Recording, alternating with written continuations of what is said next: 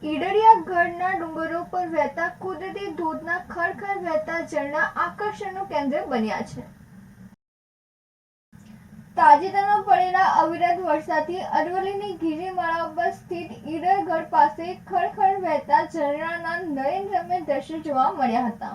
ગઈ સાલ પણ ખળખળ વહેતા આ ઝરણા આકર્ષણનું કેન્દ્ર બન્યા હતા અને મોટી સંખ્યામાં લોકોનું ધ્યાન ખેંચ્યું હતું, જે આ વર્ષે પણ વરસાદ આવતા ઝરણા વહેતા થયા છે. અહીં આવી કુદરતના ખોળેથી વહેતું ઝરણું જોઈ મનને અનંત શાંતિ મળે છે. ઈડરના પહાડોમાં ખળખળ વહેતા ધોધના આકાશી દ્રશ્યો મનમોહક છે. સાથે ગઢ પરથી રાણી તળાવના આહલાદક દ્રશ્યો પણ રમણીય છે.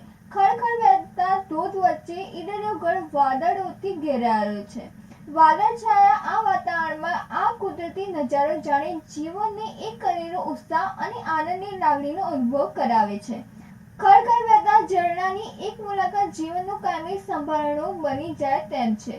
વાદળો સાથે વાત કરતા ડુંગરો સ્થાનિકો સહિત પર્યટકો માટે આકર્ષણનું કેન્દ્ર બન્યા છે.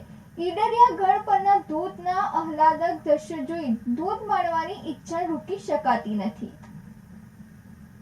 રાજેશ ચાવડા સાથે નંદિની જોશી, સિટી ન્યૂઝ, ઈડર.